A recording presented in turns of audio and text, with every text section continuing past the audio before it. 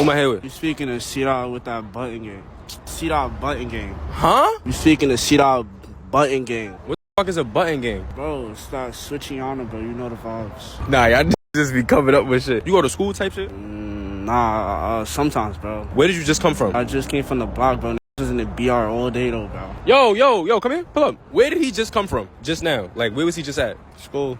So why did you just lie to me? We gotta talk about this corny obsession that people have with sounding and looking tough. First off, not only is dude wearing a ski mask, probably sweating under there, he's calling himself C.Button Gang. And if you don't know what a button is, a button refers to a switch. A switch is this little box you put in the back of a Glock to make it fully automatic. That means with one press, it'll basically empty the whole clip. And if y'all didn't know, if you get caught with one of those, you can be facing up to 10 years federal time. And last but not least, are we gonna pretend like his friend didn't just expose him for coming from school when he was pretending to come from the block?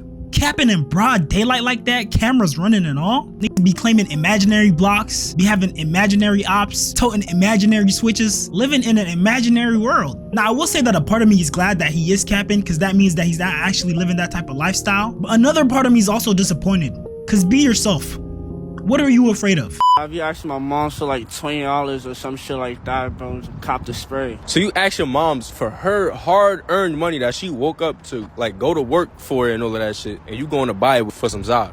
Nah, yeah, pretty much, but my mom thinks it's for food. And you don't find nothing wrong with going to get sprinkles? Nah, bro, I'm a grown-ass man, bro. Fuck do I look like, bro? We was on the block, bro, right? With my mans, bro. We siphoned with the spray, bro. This no old come on the block, bro. He like, you too young to be smoking, bro. I'm like, bro, nigga, suck my bro. Wait, you threw the frank at the old head? This telling me, bro, go to school, bro. But why am I wasting 6 hours of my day, bro? Yo, we gotta stop normalizing letting niggas be bums. So dude is leeching off his mom to do drugs, and he's also being disrespectful to the elders. You know, I remember when street had a moral code. People would join the streets to make money, take care of their family, represent something, but now it's just become a gimmick. People are literally doing it for the image. I remember back in the day, street dudes were somewhat decent to their community. You know, outside of supplying them with drugs or beefing with their opposition, they took care of the people on their block. But nowadays, it's like 80% or more of street dudes are just bums. I'm talking about sitting around, no job, no interest in progressing in life, no goals, no aspirations, just sitting around waiting for the next big play, sitting around looking tough. I mean, dudes are out here risking their lives and their freedoms for less than minimum wage, being a burden to their family, living with their baby moms. It's just bad out here all around.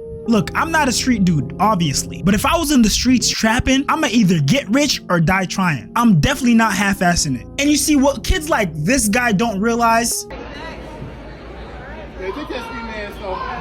hey, ain't no way this dude taking the picture with a ski mask. what they don't realize is that street life isn't what it's cracked out to be. Yes, at some points it might look cool, but after the adrenaline wears down, you get to realize that street life confines you to your neighborhood. Most street dudes will be born on that block, grow up on that block, and die on that block. And most of the time won't even reach old age. That's just the reality of it. And when it comes to this portrayal of street life, I definitely blame rappers and their entourages for painting this unrealistic image of what it's like to be a rapper or to be homies with one. These next couple of clips are gonna show you exactly how played out being a thug is, how played out street life is in general, and how a lot of these macho, too tough for their own good type of guys are living their lives. What you think he says? You want to hang out the rip off the way out?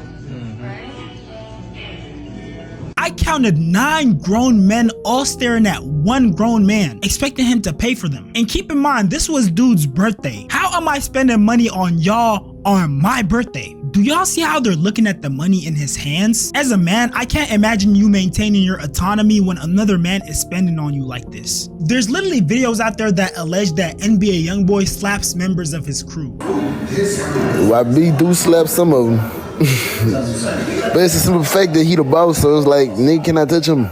Like, don't matter if you won't touch him. I ain't gonna let you touch him. Nobody around gonna let none of the real members gonna let you even touch him. So it's like, they go get their ass slapped. Or whatever will happen, Ain't nobody gonna touch him. I ain't allowing a nigga to touch him. Because he's the leader and the breadwinner of the group, they can't do anything to retaliate. And that's another reason why I can never live that type of lifestyle. Cause I'm definitely crashing out about my respect. And it gets even crazier. Bro, like, let's say we go to the mall, right? Yeah. At this time, I love robbing jeans. Right? Yeah, They're talking about $500 a pair of jeans. Tell me they gave you some type of fucking. Of course, nah. We still cool to this day, bro. That's my guy. Took care of you. Good. You'll see people like this. Oh, one of those. Yeah, you know what I mean? So if you buy shit for yourself, you gonna look like just a greedy ass, selfish ass nigga. So then the type of nigga I am, I'm like, all right, everybody grab a pair. And then my worst shopping experiences was Barney's when the Balmain shit came out. Yeah. We talking about $1,300, $1,400, $1,500 pair of jeans, bro. I'm buying 30 pair of jeans. Now, mind you, I'm only wearing one pair, but we spending I'm spending $45,000 in this motherfucker on jeans, bro. I ain't even get my shirt yet. Oh, I would hate to be a gangster rapper. Spending 40-something K to be able to buy some pair of pants without some grown man feeling entitled to my money. And y'all could tell that dude low-key had no choice. Cause he was talking about they giving him that look. And you know what that mean, bruh? If they give you that look one too many times, you can already expect they about to backstab you. They gonna backdoor you so bad. I'm sorry, but there comes a certain point when you gotta realize that you can't make everybody rich. You can give people opportunities, give them a helping hand, but you can't fund their whole lifestyle. But you see, the thing is with these type of guys, you can't even explain that to them because they'll literally put their whole lives on halt and stop everything they got going on, which a lot of times it isn't much, and get on the road to be with this rapper just to feel a little bit of notoriety and experience a little bit of what it feels like to have money. I mean, just look at this clip of Lil Durk's entourage. We got $1 million cash.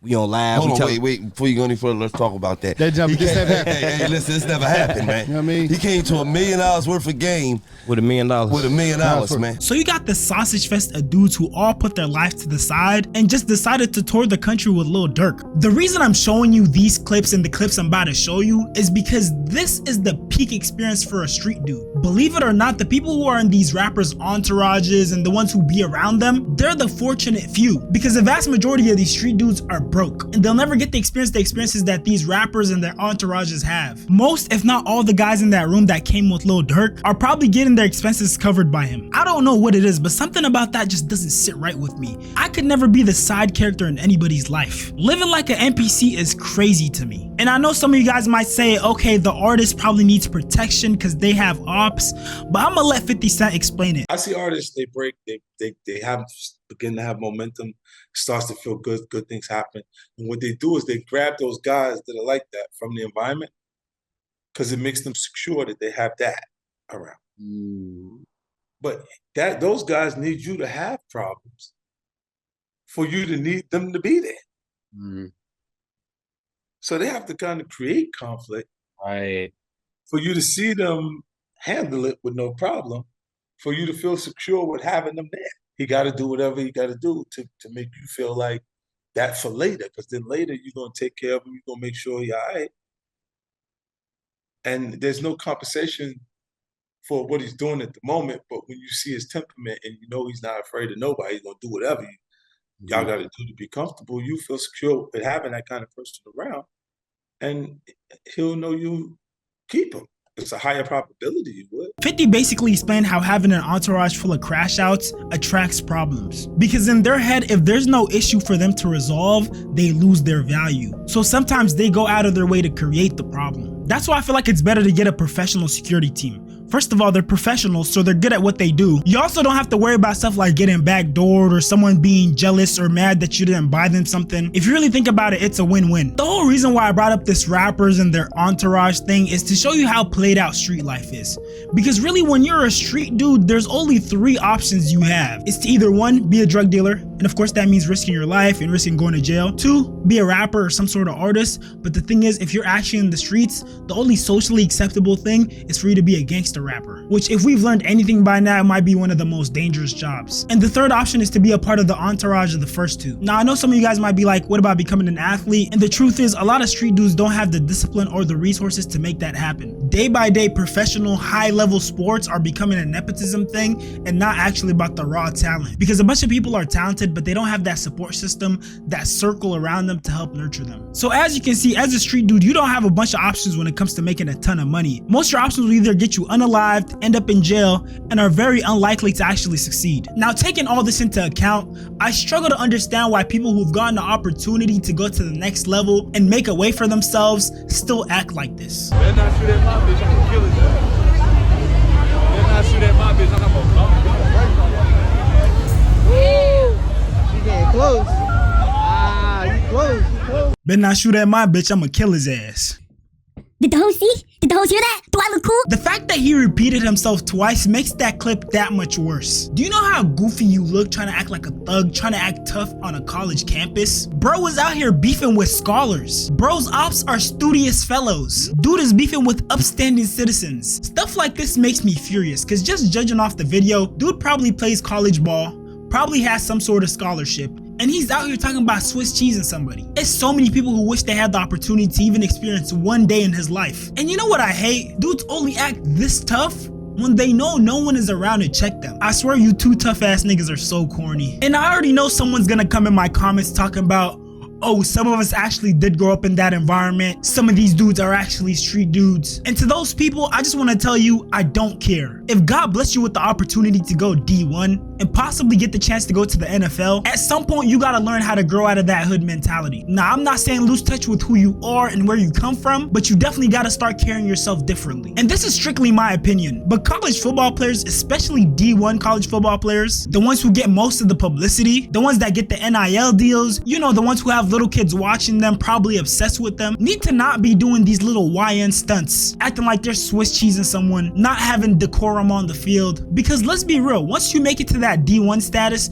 especially if you're performing well, your life becomes too high profile for you to even consider living that type of lifestyle. And yeah, at the end of the day, a little competition is nice, but no matter how competitive they get, you gotta remember these guys are athletes, not thugs. And this RDC World Skit perfectly shows how goofy dudes look when they have the opportunity to make it out and to make money, but they choose to pursue that street lifestyle. And that's another billboard hit. Man, yes sir, baby. Hey, I always knew you had it in you, bro, since the beginning, bro. It's really y'all though, cause y'all had my back since the beginning. Hey, we always down, baby. Always down, man. We still gotta go back to the hood and show them niggas that I ain't no bitch though. They can't be thinking that. You know what I'm saying? Who? What are you talking about? The ops, nigga. They thinking we getting sweet. Ops? Niggas, we don't have no ops. What are you saying? We're good. And on top of that, bro, we gotta get back on the drugs, bro. Nigga, we sold drugs for like 10 minutes. Bro, wait. Slow down. Look, we don't have no ops. Look, we just grew up in the hood. You was rapping, we made it, bro. What are you talking about? Let's trying to get my money celebrate. in different places, different avenues of revenue, you know what I'm saying? Nigga, invest. Nigga, we don't gotta go sell drugs in the hood. Invest. Bro, that's slow money, bro. Oh, that's slow money. Yeah. Nigga, we had no money. Then you rapped it, we made it. Let's go. No. And on top of that, when shit goes sour, I need a nigga that's gonna take the charge. And you look like the one that's gonna do it. What makes you think that? What are you talking about? I ain't never seen you snitch ever. None of us have ever snitched before. What are you saying? So all three of y'all gonna do it. Well, we gotta go back to the hood, bro. This shit bigger than rap. We do not have to go. It's bigger than rap, bro. Let's show love to them. Send money back there. We don't have to go. God. So y'all gonna snitch? Nigga, where did that word come from? What What is Y'all niggas acting like bitches, so y'all gonna snitch? No, nigga, what you saying? So just because we don't agree with you don't mean we about to snitch. Why does that word always pop up in nigga conversations? Man, y'all niggas cut off, bro. Get out, bro. I'm sleep this boy.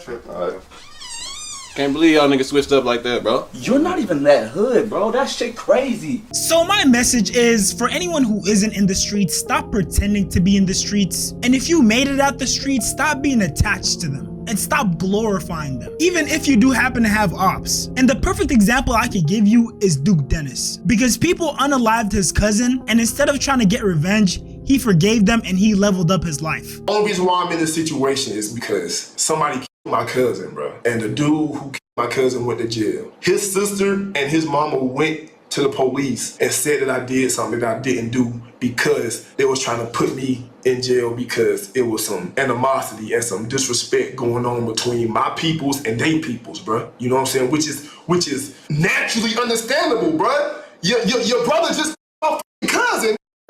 You know what I'm saying? So it was a lot of back and forth going on, a lot of social media dissing and beefing and things of that nature. And to this day, bro, Lord can strike me dead, but I don't have no problem, no bad feeling with the dude who my cousin. I forgive him. The girl who did this, you know what I'm saying, who went and did that, I forgive her. I went on about my life. Look, I'm not telling you have to forgive someone who hurt you that deeply. All I'm saying is that the only thing you get from partaking in street life is self-destruction. You're gonna end up either broke, dead, or in jail. And for all the young fellas out there, please don't go partaking in something you're not ready for and end up like this guy. Don't understand why you keep lying. And then you go back. It's gonna be a snitch. And that doesn't matter.